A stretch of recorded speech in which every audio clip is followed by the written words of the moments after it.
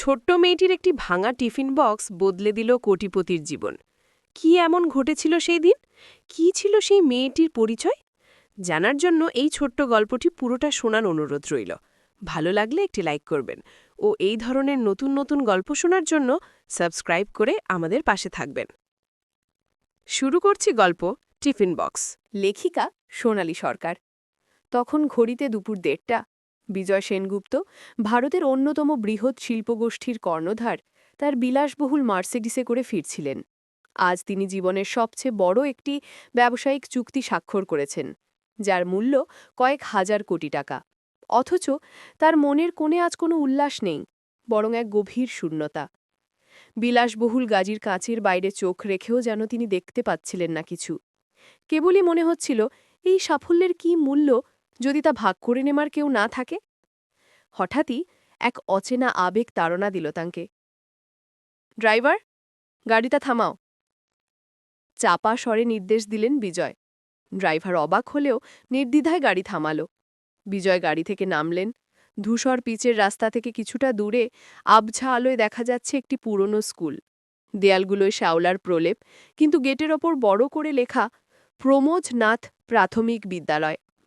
এই সেই স্কুল যেখানে তার শৈশবের প্রথম অধ্যায়ে লেখা হয়েছিল। স্কুলের ভেতরের মাঠে তখনও কিছু ছেলেমেয়ে খেলছে, হয়তো স্থানীয় বাসিন্দা বা কাছাকাছি থাকার সুবাদে। তিনি ধীরে ধীরে গেটের দিকে এগিয়ে গেলেন। পুরনো বটগাছটার নিচে একটি মেয়েকে দেখতে পেলেন, দেখতে ভারী মিষ্টি।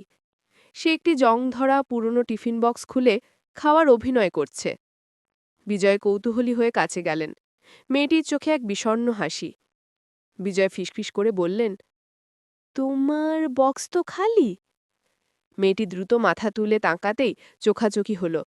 সে ভয়ার্থ কণ্ঠে বলল, আঙ্কেল প্লিজ, জোরে বলবেন না, তাহলে আমার বন্ধুরা হাসাহাসি করবে। আজ আমার মা আবার খাবার দিতে পারেনি। মেয়েটির কথা শুনে বিজয়ের বুকে মোচড় গিয়ে উঠল। তার নিজের অজান্তেই চোখ ফেটে জল বেরিয়ে এলো। এত অর্থ, এত প্রতিপত্তি, আর এই ছোট্ট জীবনটা একটা টিফিন বক্সের সামান্য খাবারের অভাবে ম্লান হয়ে যাচ্ছে। তিনি নিজের কোটের পকেট থেকে দামি সানগ্লাসটা বের করে চোখের জল চাপা দিতে চেষ্টা করলেন। মেয়েটির পাশে হাঁটু গেড়ে বসে বললেন, তোমার নাম কি মামনি? আমার নাম বৃষ্টি। আর আমার নাম বিজয়।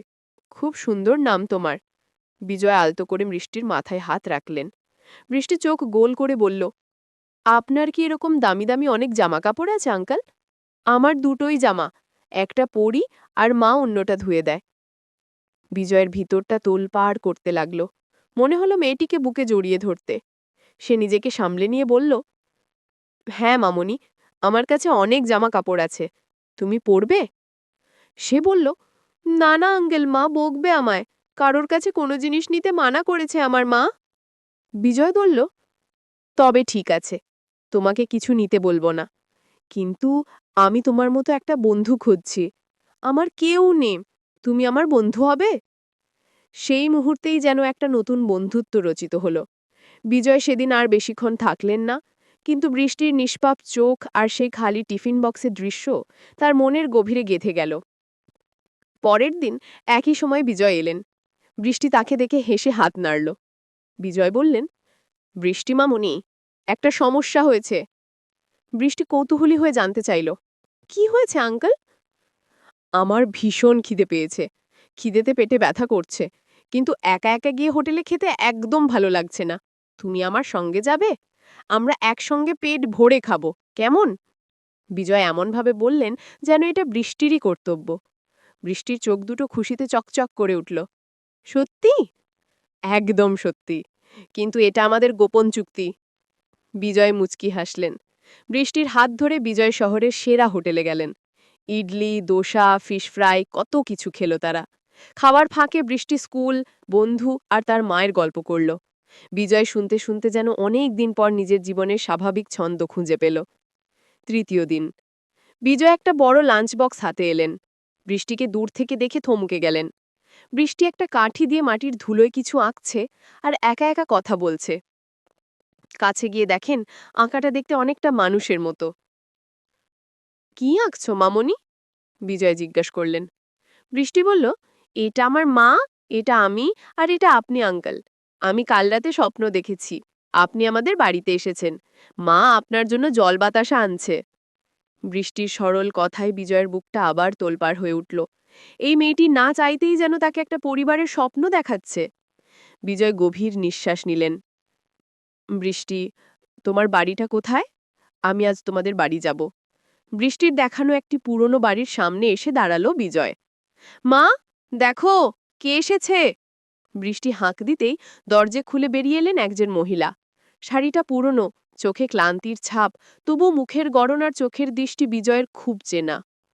অপর্ণা। বিজয়কে দেখে অপর্ণার হাত থেকে জলের ঘটি পড়ে গেল। বিজয়, তুমি তুমি এখানে? অপর্ণার কণ্ঠে বিস্ময়। বিজয় কেবল মাথা নাড়লেন। হ্যাঁ, আমি আমি এখানে। বৃষ্টি অবাক হয়ে বলল, তোমরা দুজনে দুজনকে চেনো? অপর্ণা দ্রুত নিজেকে সামলে নিলেন। হ্যাঁ মা, আমার পুরনো বন্ধু। বিজয় ভিতরে এলেন। জল বাতাসা খাওয়ার পর বৃষ্টি খেলতে চলে গেল। নীরবতা ভঙ্গ করে বিজয় বললেন, আজ আমি যা কিছু করেছি সব তোমারই জন্য অপর্ণা। অপর্ণা মাথা নিচু করে রইল। বিজয় শান্ত অথচ দৃঢ় স্বরে বললেন, সেদিন গরিব বলে তুমি আমার প্রস্তাব অগ্রাহ্য না করলে হয়তো আজ আমি এই জায়গায় থাকতাম না। হয়তো আমাদের সাদামাটা একটা জীবন হতো। কিন্তু বিশ্বাস করো, তোমার প্রতি আমার ভালোবাসা আজও আজও আগের মতোই আছে। এতগুলো বছর আমি একা একা কষ্ট পেয়েছি অপর্ণা। এখনো কি তুমি আমাকে ফিরিয়ে দেবে? ঠিক সেই মুহূর্তে বৃষ্টি দরজায় এসে দাঁড়ালো। তার নিষ্পাপ চোখ দুটো বড় বড়। সে তার মায়ের দিকে তাকিয়ে বলল, মা, কত ভালো হতো যদি আমরা সবাই এক বাড়িতে থাকতাম। অপর্ণা হঠাৎ রেগে গেলেন। বৃষ্টি, চুপ করো। বিজয় উঠে দাঁড়িয়ে অপর্ণার হাত ধরলেন। অপর্ণা হাতটা সরিয়ে নিলেন না। বিজয় হাসলেন। কেন সম্ভব নয় অপর্ণা, কেন নয়? অপর্ণা চোখ তুলে তাকালেন। বিজয়ের চোখে কোনো অহংকার ছিল না, ছিল শুধু গভীর ভালোবাসা আর অপেক্ষার ক্লান্তি।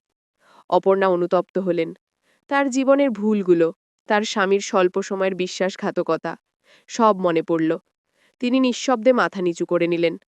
বিজয় বুঝলেন, উত্তর এসে গেছে। কিছুদিনের মধ্যেই সেই কোটিপতি ব্যবসায়ী তার জীবনের সবচেয়ে মূল্যবান চুক্তিটি সম্পন্ন করলেন। তিনি অপর্ণাকে বিবাহ করে বৃষ্টি ও তার মাকে নিজের আসল বাড়িতে নিয়ে গেলেন। বিজয় সেনগুপ্ত এখন তার ব্যবসার চূড়ায় বসেও প্রতিদিন সন্ধ্যায় এক ছুটে ঘরে ফেরেন।